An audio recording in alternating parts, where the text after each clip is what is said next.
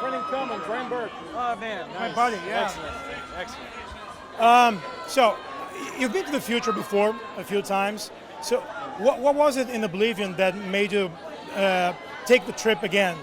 It was a totally unique story. I mean, I know now science fiction, in many ways, I look at it like the old Western, in the 50s, where John Ford could take you to, take an audience to a place they've never been before, and then you have this very engaging human story with incredible adventure. And of course, our film takes place 60 years in the future, post-apocalyptic, after an alien invasion.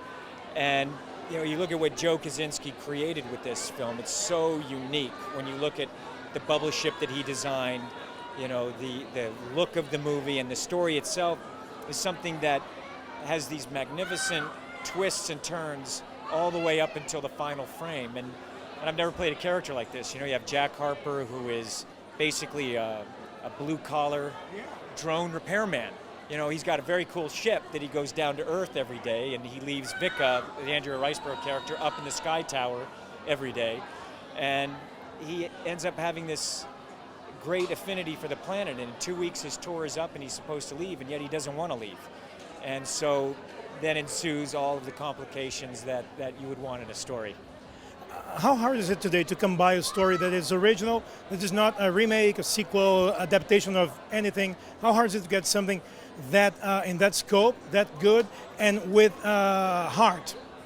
That studios want to make things original, and the thing is like when you look at what Joe Kosinski has created with this, it's a story that everyone read and went, oh my gosh, this is original. This is, but it's also it's engaging, and so it's always a challenge to find good material and create characters. But Joe Kosinski, the director, when people are seeing the Sky Tower, his whole vision for the film was he wasn't going to use green screen. So when they're seeing the cloud formations on the Sky Towers, basically that's what he did. He went to Hawaii and he took those big cameras and he photographed for weeks cloud formations from sunrise to sunset and even at night.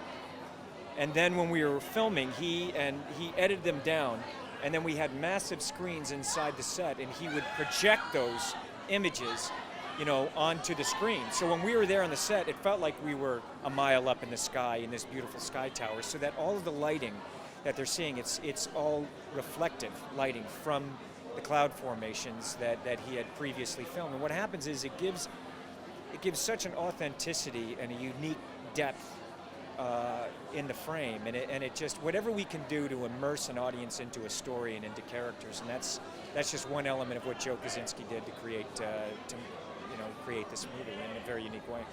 And sci-fi today, as you said, it's kind of West. It's kind of a new genre is being reinvented. Do you see that it's the way to tell more different stories than we are used to see? Look, what I want to do, I just want a great story for an audience, and I want to transport them. Movies, we are creating realities for audiences. It's not real, it's a movie, but it allows us to have,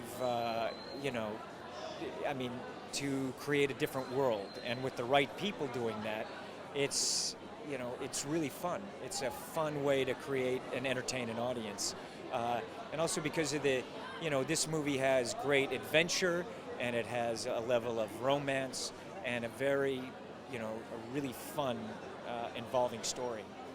But I love sci-fi, always, Thank you so much. Thanks, man. Congratulations. Thanks, man. Thanks, buddy. Thank you for being here. All right.